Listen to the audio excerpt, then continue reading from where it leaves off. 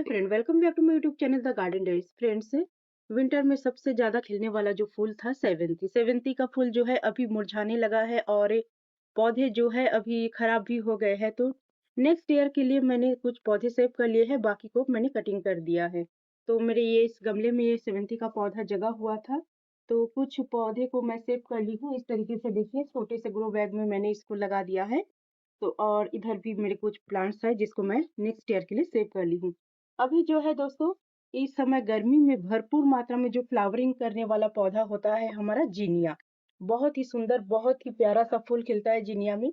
तो मैं अभी इस गमले में क्या है, जीनिया के पौधे को जगाऊंगी। तो उसके लिए देखिए दोस्तों, मैंने यहाँ पे मिट्टी ले लिया है। मिट्टी मेरे गमले का ही मिट्टी है। इसमें मैंने सिर्फ गोबर का खाद मिलाया है। इसमें भरपूर मात्रा में जितनी मिट्टी है उतना लगभग मैंने गोबर का खाद मिलाया है, क्योंकि जिनिया का जो फ्लावर होता है वो भी बहुत ज़्यादा हैवी फ्लावरिंग होती है और बहुत ज़्यादा इनको मतलब खाना भी चाहिए। हैवी फीडर वाला एक प्लांट होता है। तो इसलिए मैंने देखिए यहाँ पे सिर्फ मिट्टी में गोबर के खाद को मिलाया है। लेकिन मैं गमले को किस तरीके से भरती हूँ दोस्तों, इस तरीके देखिए, एक बड़ा सा गमला है। ये 10 से 12 इंच का एक गमला है और जिनिया के लिए इतने बड़े गमले की ही हमको जरूरत होती है।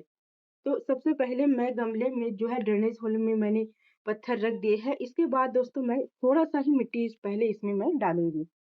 इस तरीके से थोड़ा सा मिट्टी डालने के बाद दोस्तों इसमें मैं नीचे में डालूंगी गार्डन का जो कचरा होता है, गार्डन के जो सूखे पत्ते होते हैं उसका सूखा पार्ट, यानी ये है कार्बन का स्रोत।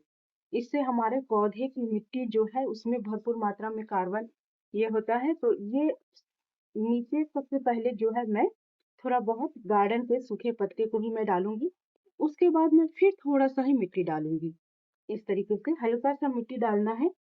इसके ऊपर मैं जो डालूंगी किचन से निकलने वाला जितना भी हमारा मटेरियल होता है, आलू के छिलके, प्याज के छिलके, गाजर, मूली, जो भी होते हैं हमारे किचन के सभी जो छिलके होते हैं इसको, तो ये मैं पूरा इसमें अभी डाल दूंगी। एक गमले को भरने के लिए हम यदि इस तरीके से मिट्टी बनाते हैं तो हमारे गमले की मिट्टी भी मजबूत होती है, पौधे को भरपूर पोषक तत्व मिलता है, हर प्रकार का न्यूट्रिशन जो है इससे मिल जाता है, क्योंकि ये धीरे धीरे डिकम्पोज होने लगता है और हमारे पौधे की जड़ों को ये जो है खाद के रूप में प्राप्त होता है। तो इस तरीके से देखिए, बहुत कम मिट्टी में हमारे गमले भी भर जाते हैं और पौधे के लिए बहुत ज्यादा पोषक तत्वों वाला मिट्टी हो जाता है। तो इस तरीके से हमें दबा दबा के मिट्टी को भर लेना है। मिट्टी में गैप नहीं रहना है, इसको अच्छे से दबा के हमें भरना है। तो इस तरीके से देखिए, बहुत कम मिट्टी में हमारे गमले भी भर जाते हैं और हमारे पौधे को भरपूर पोषक तत्व इसी से मिल जाता है। दोस्तों, हमें गमले में इस तरीके से मिट्टी को भर लेना है। इसके बाद दोस्तों मैंने देखिए यहाँ पे जीनिया के पौधे जगाए हैं।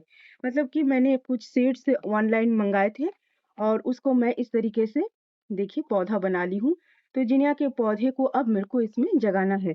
तो इसको मेरे को खींच के नहीं निकालना है दोस्तों। इसको मैं यदि खींच के निकालूंगी तो इसके जो रूट है वो टूट सकते हैं, खराब हो सकते हैं। तो इसको मेरे को धीरे से करके, अच्छे से करके इसको निकालना है। तो सबसे पहले देखिए दोस्तों, इस तरीके से मिट्टी में मेरे को ऐसे दबा करके, क्योंकि इसके रूट के साथ मेरे को कोई भी छेड़खानी नहीं करना है, नहीं तो हमारा जो जिनिया का पौधा है वो नहीं जग पाएगा, वो खराब हो जाएगा, मर जाएगा। तो देखिए दोस्तों, कुछ खरपतवार भी उग गए हैं। इस तरीके से इनको हटा देती हूँ। और ये पौधा देखिए बहुत ही अच्छा जड़ सहित है। देखिए इसके पूरे जड़ है, जड़ सहित निकल आए हैं। तो इसको मुझे अभी मैं 2 से 3 पौधे जगाऊंगी, क्योंकि इसमें 2 से 3 पौधे एक साथ जगाने से जो है इसकी फ्लावर अच्छे दिखते हैं, पौधा घना होता है और जो है हमारा जो जब फ्लावर पूरी अच्छे से खिलते हैं तो बहुत ही अच्छा देखने के लिए होता है। तो एक पौधा मैं जगा दी हूँ, एक और निकालूंगी। इस तरीके से देखिए दोस्तों, एक ही साथ 3 पौधे यहाँ निकल आए हैं। तो इन तीनों को ही मैं अभी यहाँ बीच सेंटर में और जगा देती हूँ। तो इससे जो है गमले भी भरे भरे लगेंगे और अच्छे से इसमें जब फ्लावरिंग होगी तो बहुत ही अच्छा दिखने को लगेगा ही। अभी साइड से मेरे को थोड़ा सा और मिट्टी डाल के मैं इसको अच्छे से सेट कर लूंगी, जिससे हमारे पौधे हिले डुले नहीं और अच्छे से जो है इसकी ग्रोथ, पकड़ अच्छे से मजबूत हो। तो देखिए दोस्तों, इस तरीके से हमें जिनिया के पौधे को जगा देना है।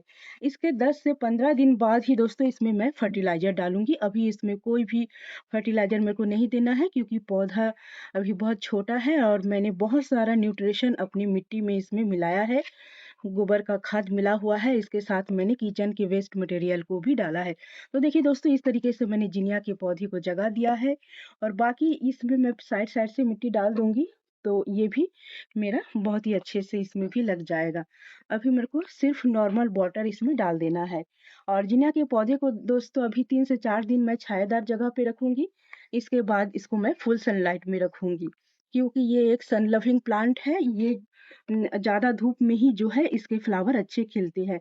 तो देखिए दोस्तों, इस तरीके से मैंने यहाँ 2 गमले और भर लिए हैं। इनमें भी मेरे जो है क्रिसैंथेमम यानी कि सेवंती के प्लांट्स जगे हुए थे, उनको मैंने निकाल दिया है। पौधे को इस तरीके से मैंने सेवंती का शेप कर लिया है। बाकी गमले को खाली करके मैंने इसमें अभी जो गर्मी में खिलने वाला फूल है जिनिया का, उसी को मैंने इस तरीके से जगा दिया है। तो दोस्तों, वीडियो अच्छा लगा तो लाइक, शेयर, सब्सक्राइब करना बिल्कुल मत भूलिएगा। फिर मिलूँगी नेक्स्ट वीडियो में, तब तक के लिए धन्यवाद।